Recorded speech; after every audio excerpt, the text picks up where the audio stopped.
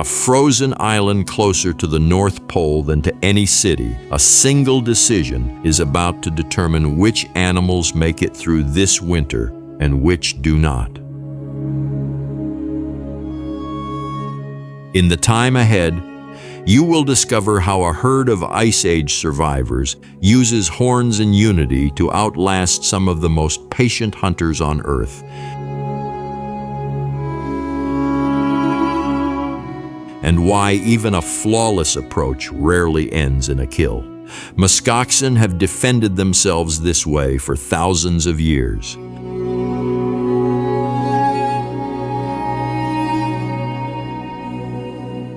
Locking into a tight ring with horns facing outward and calves pushed to the center. This formation is effective enough that wolves are sometimes killed or seriously injured by muskox horns. A real risk these predators weigh before ever committing to an attack. Wolf hunts rarely happen in a single afternoon. Researchers tracking Arctic packs have found that pursuits of large prey like muskoxen can stretch across several days, with wolves following scent trails for many kilometers before attempting any real approach. This standoff is unfolding on Ellesmere Island, one of the northernmost land masses on Earth, lying less than 800 kilometers from the North Pole itself.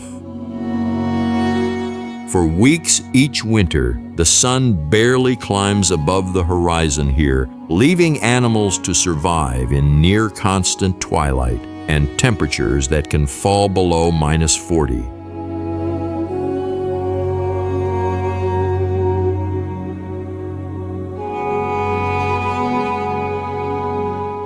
Arctic wolves travel single file through deep snow for a simple reason: it saves energy. Each wolf steps into the print left by the animal ahead, letting the pack cover long distances through punishing terrain without exhausting themselves before a hunt even begins.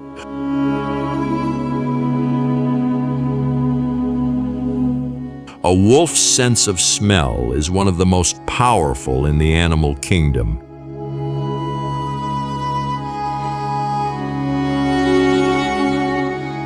Able to detect prey from well over a mile away under the right wind conditions.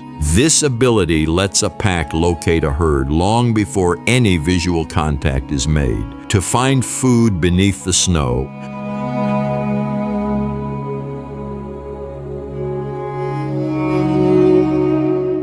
Muskoxen use their hooves to dig small craters down to the frozen tundra grass underneath.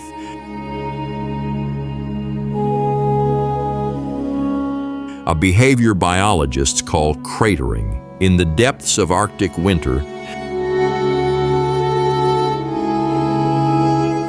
this buried vegetation is often the only food source available for weeks at a time.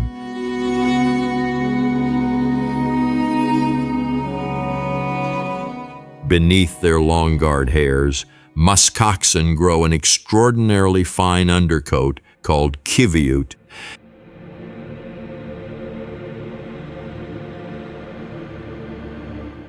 Considered one of the warmest natural fibers on Earth.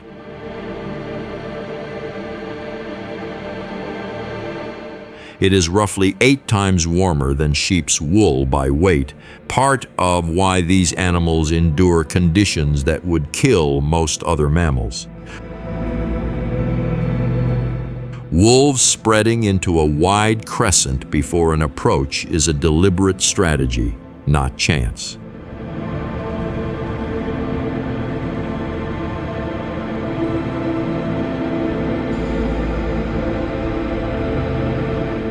By breaking into smaller groups and using different terrain, The pack lowers the odds that every member will be spotted by the herd at once. Muskoxen rely heavily on smell and hearing to detect danger, since their eyesight is considered fairly unremarkable compared to other large mammals. A shift in the wind carrying even a faint scent is often enough to put an entire herd on alert within seconds. The speed at which a muskox herd collapses into a defensive ring traces back to evolutionary pressure from the last ice age, when these animals shared the tundra with predators far larger than today's wolves. The behavior is so deeply embedded that herds form the same circle, whether the threat is a wolf, a bear, or even a low-flying aircraft. Patience matters as much to a wolf's hunting success as speed or strength.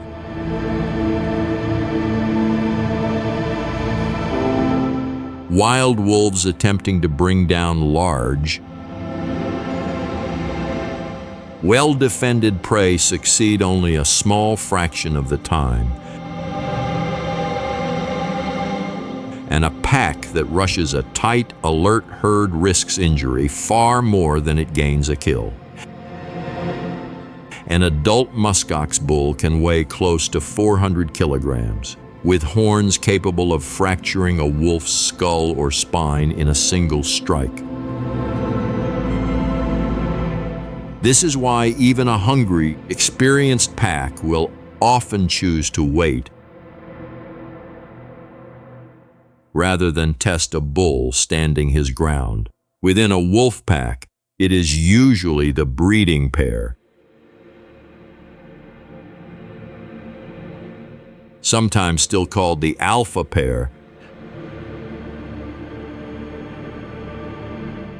that decides when to advance and when to hold back. Their caution here, refusing to close the final distance on an unbroken bull,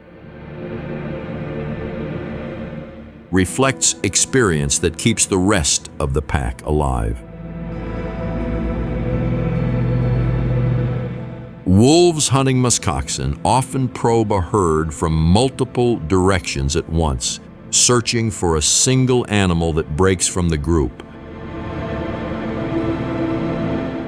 or a gap that opens briefly in the ring.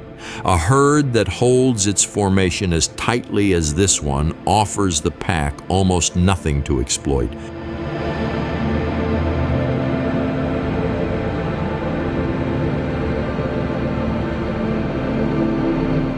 Muskox cows use low rumbling vocalizations to calm their calves in moments of danger, a sound calves recognize and respond to almost from birth.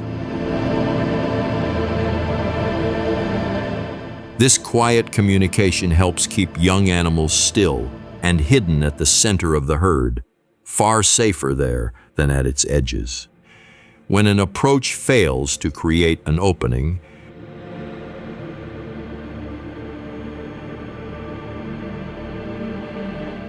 wolves often withdraw to higher ground rather than abandon the hunt entirely.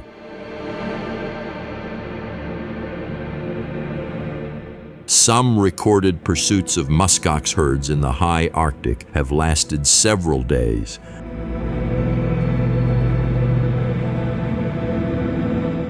With packs testing a herd's defenses again and again until exhaustion, weather, or a single careless moment finally creates a chance. Surviving an Arctic winter night demands more from these animals than most predators or prey face anywhere else on Earth. Both wolves and muskoxen burn through critical fat reserves simply staying warm. So every hour spent in this standoff carries a cost that will matter long after the sun disappears below the horizon.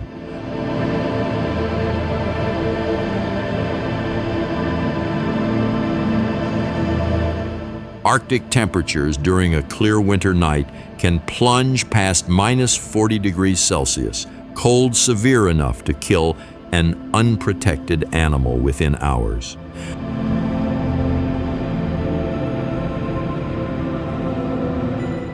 Wolves survive by curling tightly together, tucking their noses beneath their tails to trap warm breath against their face and limit heat loss through their nose and paws.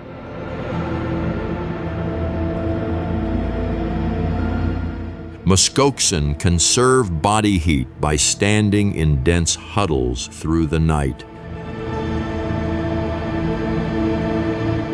Their massive bodies generating enough warmth that steam rises continuously from their coats, even in extreme cold. This shared body heat, combined with their dense undercoat, allows Muskoxen to remain one of only a handful of large mammals that overwinter successfully this far north.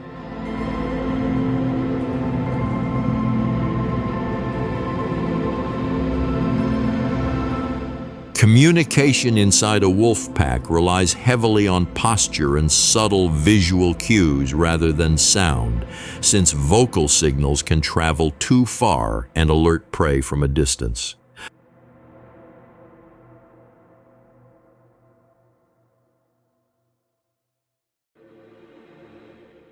A simple shift in the alpha male's stance is often enough to wake sleeping pack members and set the entire group moving without a single bark or howl. Muskoxen displaying warning behavior, such as pawing at the snow before a charge, are signaling intent the way many hoofed mammals do worldwide.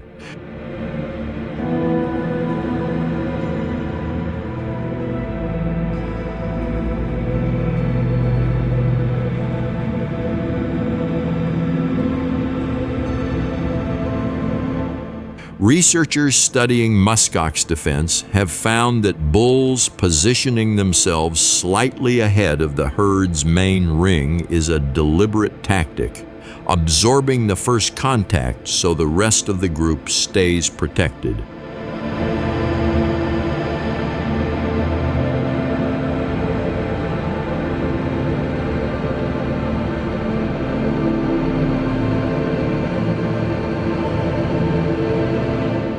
A wolf testing a herd's flank at a dead run is gathering information as much as attempting an attack, watching exactly how quickly bulls react and how far gaps open before closing again.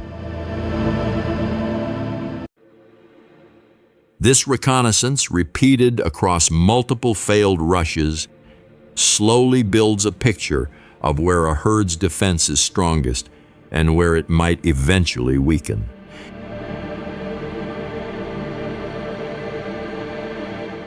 Young wolves typically do not reach full hunting competence until they are nearly 2 years old, and inexperienced pack members are responsible for a disproportionate share of failed or reckless attacks.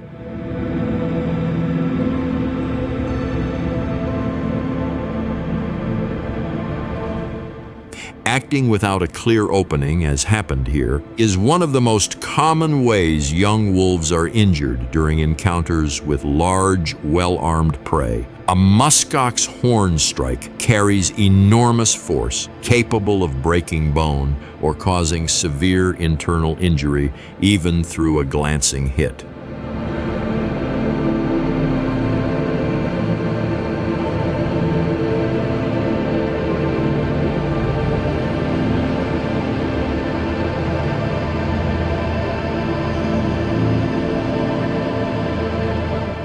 Wolves injured this way face a dangerous secondary threat beyond the wound itself, since blood loss and reduced mobility in sub-zero temperatures can prove fatal. Even when the injury alone would not be, within a wolf pack, injured members are rarely abandoned, and pack mates will often slow their pace, share body heat, or stand guard over a wounded individual for hours or even days.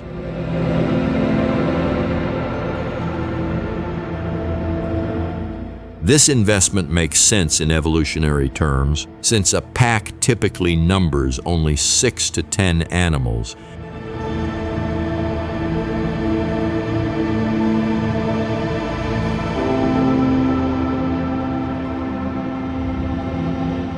And every member lost weakens the group's ability to hunt successfully in the future. Once a perceived threat withdraws, Muskoxen return to feeding remarkably quickly,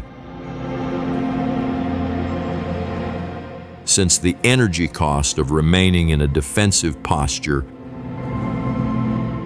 is itself a survival risk during the lean winter months. Even so, individual animals, particularly ones that have directly engaged a predator,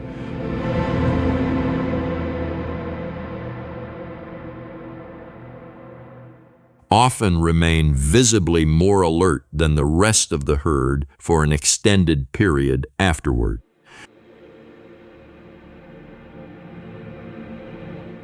Wolves hunting large herd animals consistently focus their attention on the old, injured, or otherwise weaker individuals, since healthy adult muskoxen are simply too dangerous to challenge directly in most cases. An experienced alpha male memorizing the gait and position of a single limping cow over hours of observation reflects a hunting strategy built on patience rather than force.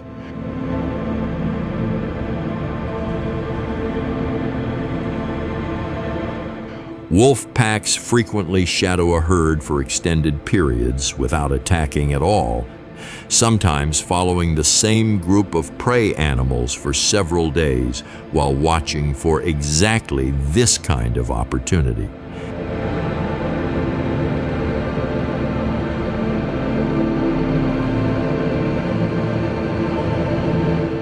This patient tracking costs the pack relatively little energy compared to a failed attack, making it one of the most efficient hunting strategies available to them. A muskox herd that loosens its tight formation while feeding is not careless so much as following a basic trade-off every grazing animal faces, balancing vigilance against the need to find enough food to survive the winter.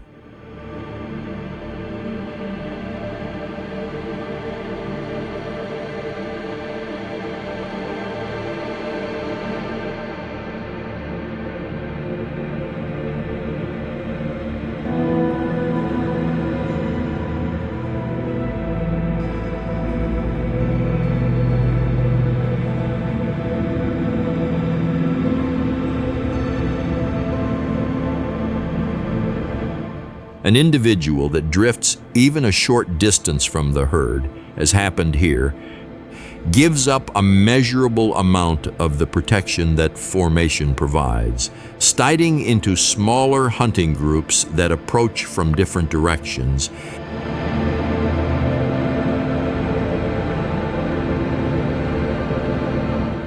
Is a well-documented wolf strategy, particularly effective against animals that rely on group vigilance for safety.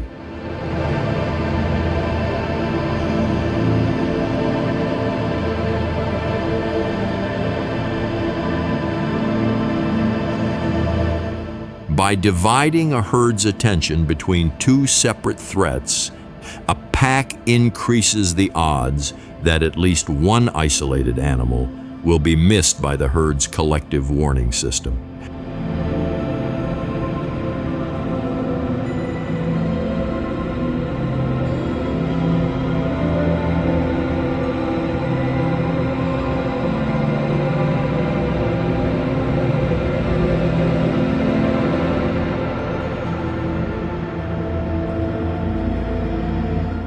Wind direction often determines whether a wolf hunt succeeds or fails before a single chase even begins, since a herd's strongest defense against these predators is scent and sound rather than sight.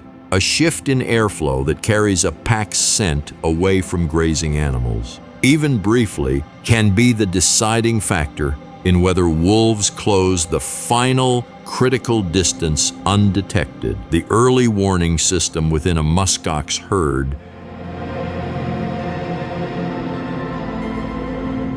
depends on rapid communication between individuals. A single sharp breath or sudden movement capable of alerting an entire group within seconds. But this system has a weakness, since it requires animals to be close enough to see or hear one another, a weakness a separated, feeding cow is about to discover the hard way.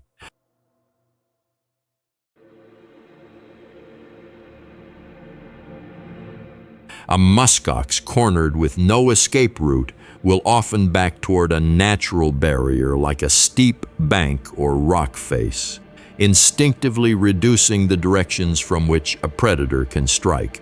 This defensive logic works well against a single attacker, but becomes far less effective once multiple wolves are able to approach from separate angles at once.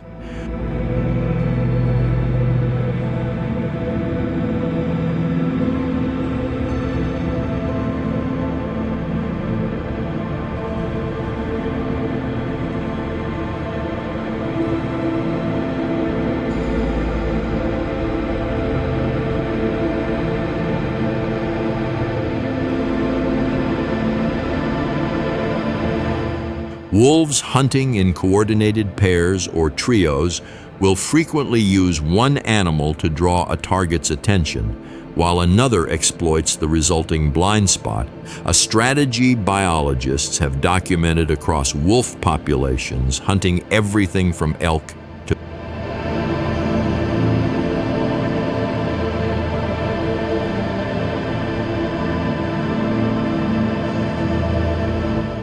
bison. This division of labor allows a pack to overcome prey that would be far too dangerous for any single wolf to challenge alone.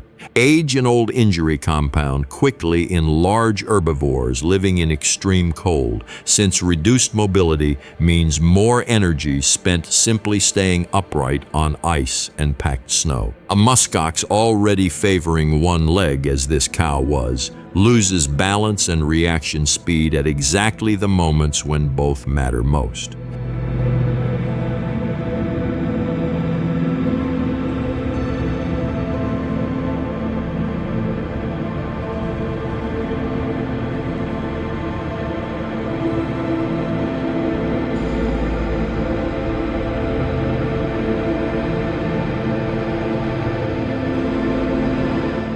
The vocalization a wounded muskox produces during an attack can carry remarkably far across open tundra, sound traveling with little obstruction over flat, snow-covered terrain. Yet distance and the herd's own defensive priorities mean this distress call rarely results in direct intervention from other members of the group. Holding a defensive ring intact while a separated member is under attack elsewhere reflects one of the harsher realities of herd behavior in large mammals.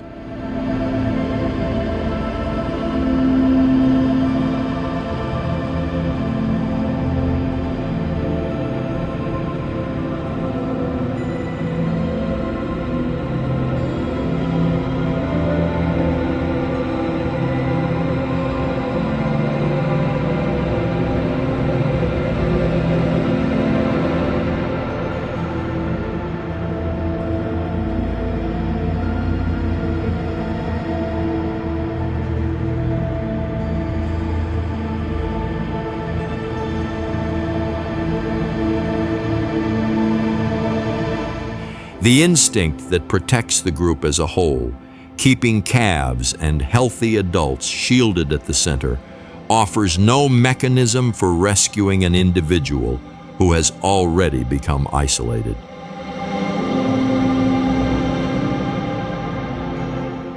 Holding a defensive ring intact while a separated member is under attack elsewhere reflects one of the harsher realities of herd behavior in large mammals.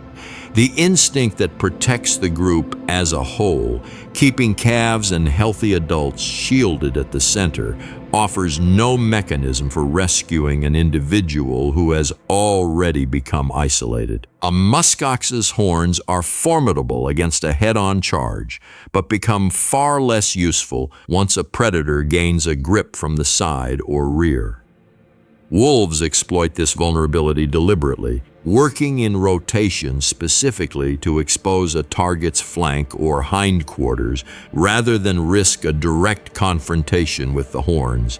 Once a large prey animal goes down, a wolf's killing technique typically targets the throat, a method that brings a struggle to an end far more quickly than prolonged exertion would. This efficiency matters in extreme cold, since every minute spent in a strenuous fight burns calories the wolves cannot easily replace until they actually begin to feed. Wolf packs maintain a structured feeding order at a kill, with the breeding pair and higher-ranking adults typically eating first. Lower-ranking or younger wolves, including ones recovering from recent injury, wait their turn, a hierarchy that helps preserve order and reduce dangerous competition over a limited food source. A successful hunt of an animal this size can provide enough food to sustain an entire pack for several days, an essential buffer in a season when opportunities to kill large prey may be rare. Arctic wolves often must survive on a single substantial kill for a week or more before another hunting opportunity presents itself. For a herd of muskoxen, the loss of a single weakened, older individual is, in evolutionary terms, the formation's defense working as intended rather than failing. By holding the ring and sacrificing the animal least able to keep pace, the herd preserves its calves and strongest adults, the individuals most likely to carry the group's genes forward. Even after a successful kill, wolves rarely lower their guard completely, periodically lifting their heads to scan the surrounding landscape for other predators, such as grizzly bears, that might attempt to steal a hard-won meal. This vigilance persists throughout feeding, an instinct that cannot fully switch off even when the immediate threat has been resolved. The encounter that unfolded across these 3 days illustrates a pattern repeated throughout the Arctic each winter. Predator and prey locked in a contest shaped over thousands of years of shared evolution. Neither side acted out of malice or cruelty, but out of the same basic imperative that governs every creature on this frozen island: survive the season and pass that chance on to the next generation. Ravens that gather at a wolf kill are not simply scavenging by chance, but often follow wolf packs deliberately, learning to associate their movements with the promise of food. Some researchers believe ravens and wolves have developed a loose, long-standing relationship over thousands of years, the birds benefiting from leftover meat while occasionally alerting wolves to carcasses or vulnerable prey nearby. A raven's intelligence rivals that of many primates, with the ability to remember individual wolves, anticipate feeding patterns, and time their approach with remarkable precision. Their caution around the pack is calculated rather than fearful, each bird weighing the risk of moving closer against the reward of a stolen scrap. Arctic foxes survive the winter largely by following larger predators like wolves, scavenging the remains of kills too big for a fox to bring down on its own. This strategy is so important to their survival that Arctic foxes have been documented traveling for kilometers alongside polar bears and wolf packs, waiting patiently for scraps. Wolves that have eaten their fill from a large kill will often abandon the remains entirely, leaving substantial food behind for scavengers. A single muskox carcass can sustain not only the wolf pack for several days, but also support ravens, Arctic foxes, and other opportunistic animals for considerably longer. Wound healing in wolves happens remarkably quickly given the extreme conditions they live in, helped by a naturally robust immune system and near constant low-level activity that keeps blood flowing to injured tissue. Even so, an injury like the one sustained here would have been life-threatening without the support of packmates in the first critical hours after the strike. Arctic foxes are among the most effective small predators in the high Arctic, capable of detecting prey moving beneath nearly a foot of snow using hearing alone. This ability allows them to hunt successfully even in conditions where visual cues are almost entirely absent. A ptarmigan's winter plumage is one of the most complete camouflage adaptations found in any Arctic bird, the feathers turning almost pure white to match the snow after a brown and mottled summer coat.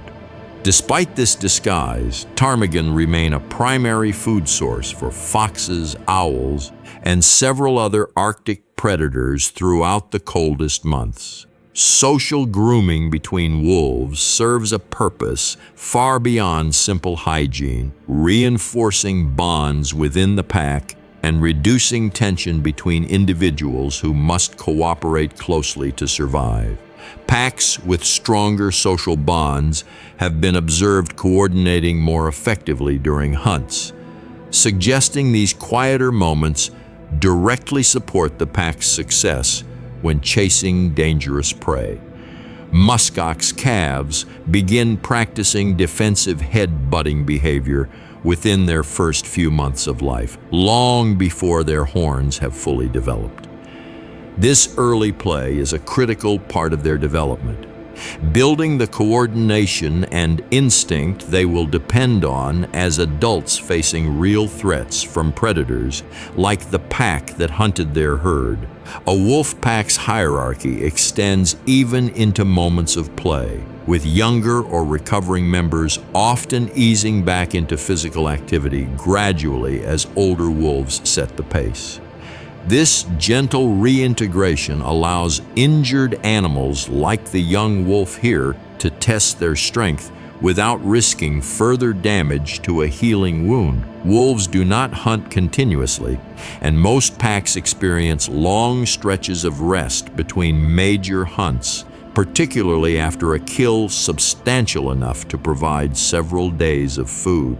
This rhythm of intense activity followed by extended recovery is essential in a landscape where every unnecessary movement burns calories that may be difficult to replace. Despite surviving this encounter, the muskox herd remains under constant pressure throughout the winter, since wolves in this region may target the same general herd multiple times across a single season if other prey is scarce. The herd's safety here is temporary rather than permanent, a brief reprieve within a much longer struggle that will continue until spring eases the harshest conditions. The relationship between Arctic wolves and muskoxen has persisted for thousands of years, shaping the physical traits and behaviors of both species long before humans ever observed it. Neither predator nor prey could survive in their current form without the other, the wolves' hunting pressure helping maintain healthy, strong-bodied herds, and the muskoxen's defenses sharpening the wolves' patience and coordination in turn. As the Arctic night fully descends and the temperature drops once more toward its punishing winter lows, both the wolf pack and the muskox herd settle into the same enduring rhythm that has governed life on this island for millennia. Each species carries forward the lessons of these few days. The wolves remembering the value of patience and the herd reinforcing the unity that kept its young and strongest members alive until the long winter eventually gives way to a new season and the cycle begins once again.